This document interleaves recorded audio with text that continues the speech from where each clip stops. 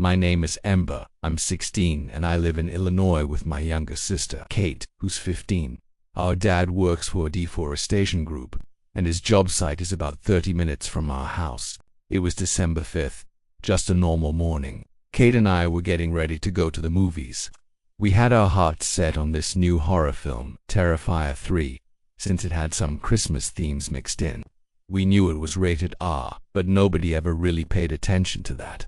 Besides, we both looked a bit older than we were, so we figured it wouldn't be a problem.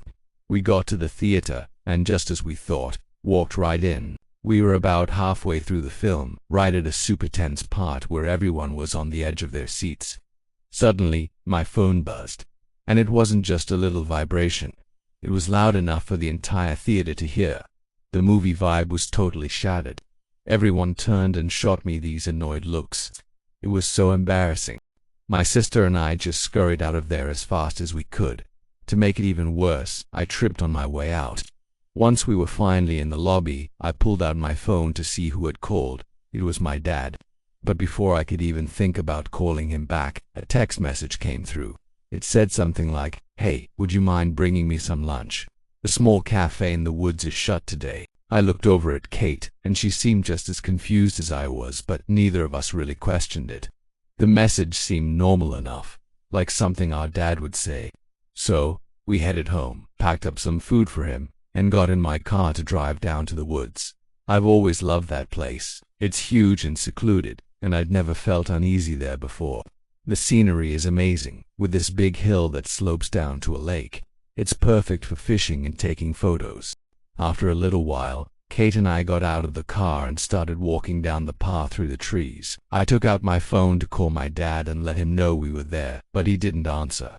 I looked at Kate, and she had that confused expression again. Why would he call us at the movies but not pick up now? I decided to text him instead. I just sent a quick message saying we were at the woods with his lunch.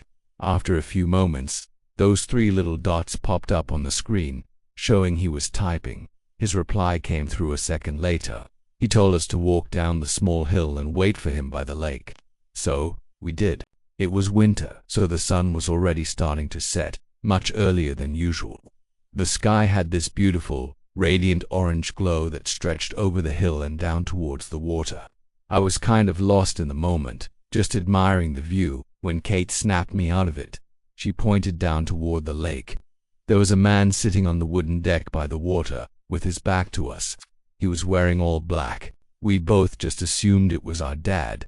We walked a little further down the hill and stopped just a bit behind him. I called out, "Dad," but he didn't move, not even a twitch. Kate started to get really uneasy, and her sudden shift in mood made the whole scene feel even more eerie. I slowly reached out and pulled back the hood he was wearing. My heart stopped. It definitely wasn't our dad. Kate and I both shrieked. The man turned around, and he started waving my dad's phone around like a complete maniac, a huge, creepy smile plastered on his face. He looked genuinely happy to see how scared we were. I managed to blurt out, "Why do you have our dad's phone?" But he didn't answer. Instead, he lunged forward and grabbed Kate's arm. She screamed, and luckily I was strong enough to pull her away from him. Then, we just ran. We ran as fast as we possibly could. The adrenaline pumping through us was insane. I have never seen either of us run that fast in our lives. Behind me, I could hear heavy stomps getting closer and closer. He was chasing us. I didn't dare to look back. Finally, we reached the car.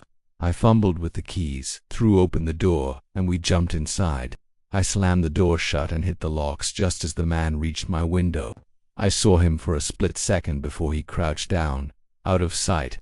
I threw the car in reverse and sped away, heading straight back home. When we got there, our mom and dad were both in the living room. We burst through the door, panting and completely out of breath, and explained the whole crazy situation. My dad was furious. He said his phone had been stolen while he was at work. That's why he just decided to come home early. He realized the man must have found his phone and used it to message us. My dad called the police immediately and filed a report. They used the IMEI number to track the phone, and they found it right where we left it, still on the deck by the lake. They returned the phone to my dad, but told him there wasn't much else they could do since the phone was found and the man was gone. I really thought that was the end of it. But if it was, I wouldn't be telling you this story. About 6 hours later, around 1 in the morning, I was in my room watching TV when I got a text from an unknown number. It said, "I like that your house is lit only by your bedroom TV." I went completely cold. My blood ran like ice. I paused the TV and just listened. I could hear rustling right outside my window. My room is on the 2nd floor. I shut off my phone and held my breath. Slowly I peeked through the blinds, and there he was, the man from the woods, standing outside, smiling that same horrible smile, with a gun pointed directly at my window. I screamed and pulled away from the window just as glass shattered everywhere, spraying across my room. My parents ran in, and Kate was right behind them. I was screaming for them to get down, telling them the man was outside with the gun. My dad went to check the window, but the man was gone. Then we heard another loud bang and the sound of more glass breaking, this time from downstairs in the kitchen. We ran and locked ourselves in my bedroom as Kate frantically called 911. My mom hugged us both as we cried, terrified. The whole time, one question kept running through my mind. How did he know where we lived? A few moments later, which felt like an eternity, the police arrived. They searched the entire house, but there was no one there. Kate and I had to explain the whole story all over again. One of the officers had an idea. He said they should check my car. And sure enough, they found a small AirTag hidden on my tire that explained everything. It's how he knew where we lived. It's why he crouched down before I sped away from the woods. The police told us they would patrol our streets and do everything they could to find him. Months have passed, and he still hasn't been found. But he never came back, and I pray it stays that way. My family and I are all still traumatized by what happened, but mostly, I just feel so stupid. As the older sister, I feel like I should have been more alarmed when the person messaging us wouldn't answer calls and only replied with texts. All I know is that from now on, I'll be much more careful, and I'll never go to a secluded place like that again, especially not when I'm responsible for someone else's safety. Thanks for listening.